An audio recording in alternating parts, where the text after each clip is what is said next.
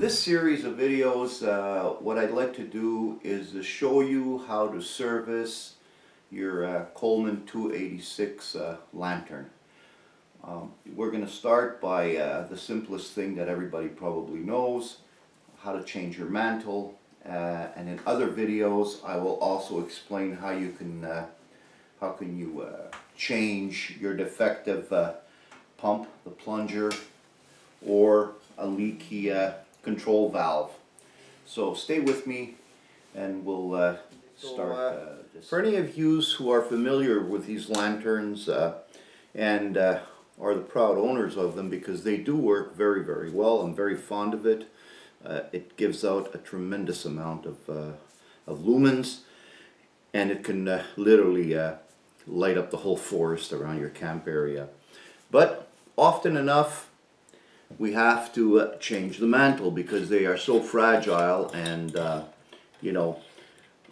transporting these things, what have you, the mantle usually falls apart because it's being so brittle, and you have to change it. So first and foremost, what you have to do is start by removing the cover screw, which is on top of the hat of the lantern, like over here. Turn your screw counterclockwise to remove it. You remove this whole top part of your lantern, and very carefully you remove the globe. Now this globe is very, very delicate. It could crack. As you can see, I did a fine job of it over here because I wasn't so careful. And now what you're going to do, you have to change your mantle. I've already removed the older mantle that was affixed over here. Where I'd like to draw your attention is this brand over here. The world famous came out with mantles that have these kind of like spring gizmos, where it is so bloody easy to change your mantle. All you have to do is just pinch the two ends like that, and then just bring your mantle, bring the mantle like right underneath the receiver over here. Let go, position it, fix it up a bit, and there you have it. It's already taken care of. It's done. And what I would suggest is maybe trim the ends of the metal springs over here so they're not in the way. But being anal as I am, I like to go with the manufacturer's mantles, like these here, the Coleman. You know, these are stock items. I like to go with these. And it's pretty simple. All you have to do is open her up a bit over here, slip her underneath your receiver, and there's a neck, and then you just draw your mantle tight by pulling on the two tabs right up against your receiver here, like such. Make an overhand knot on the two strings.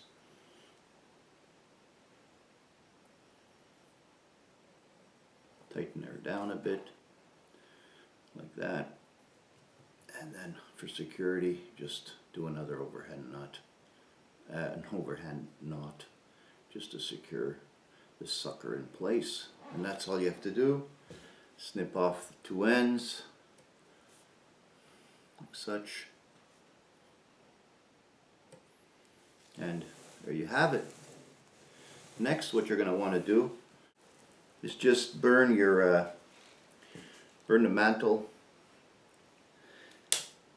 like so. Very simple.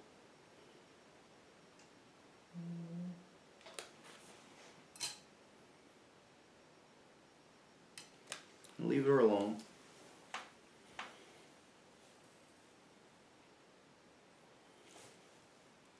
Once she's all burned, like she is now,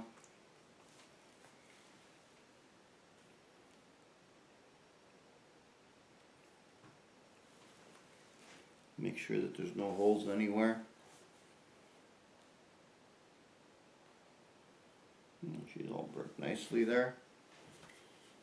Now what you got to do is go ahead and start her up. But you got to be very, very careful so that you don't blow on it, because this thing is so fragile, she will fall apart. And I like to put my globe back on carefully. The hat or le chapeau.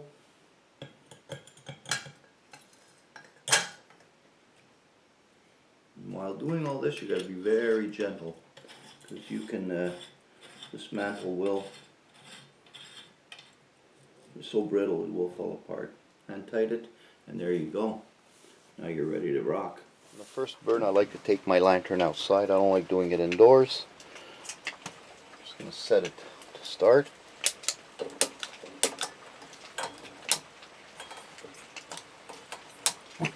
There you go. And you see it's taking shape. It took shape already.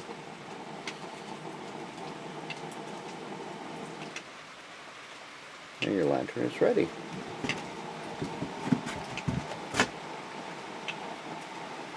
I forgot to mention before, when you're handling this lamp, you better make sure that you let it cool off, because even that, you know, short amount of time that we were, you know, that we were burning the mantle, gave it enough time to get super hot up here. It's been already 15 minutes and it's still warm to the touch.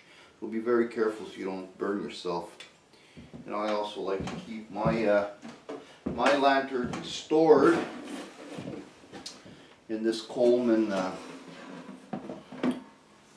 carry-on protector.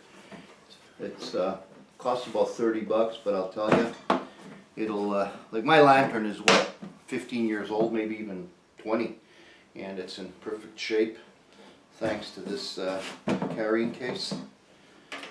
Yak lunch, and I'm sure it's going to be delicious.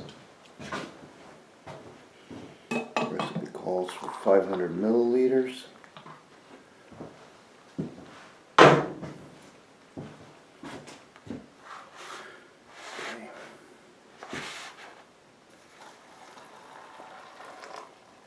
It's 250.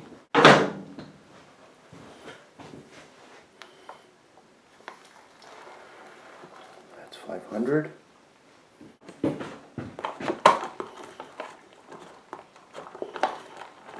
Smells good, man.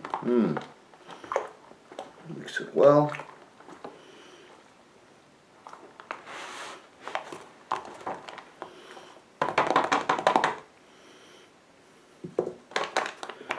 Seal the bag.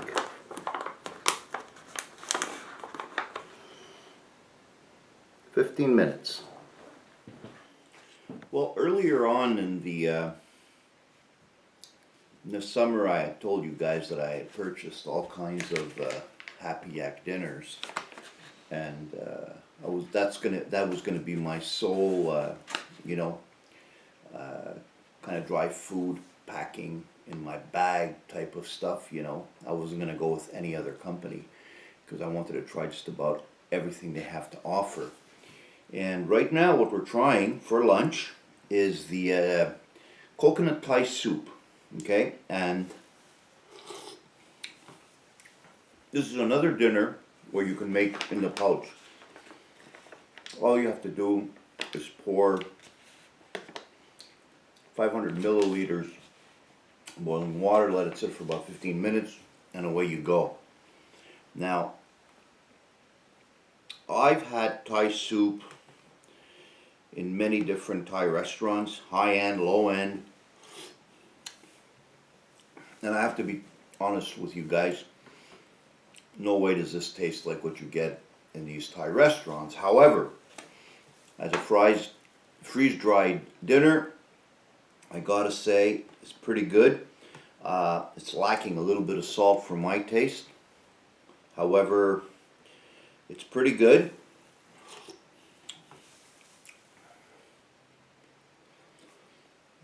All the vegetables are reconstituted perfectly and tastes good. I don't taste too much of the coconut. The noodles are vermicelli noodles, made of rice, of course, rice noodles. And It's a pretty good soup. You know, it hits the spot. It's got a very long best before date. This one here is good up until 2019. And I'm going to enjoy this bowl of soup. And talk to you guys a little later. Thanks for being here again.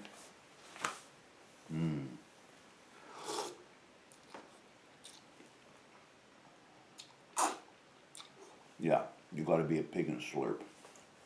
Can I tell you? That's what the Thai people say. Whenever you're having a bowl of pho or whatever, you got to slurp. And actually, it might be annoying for some people, but certainly makes the food taste a lot better. Later, guys.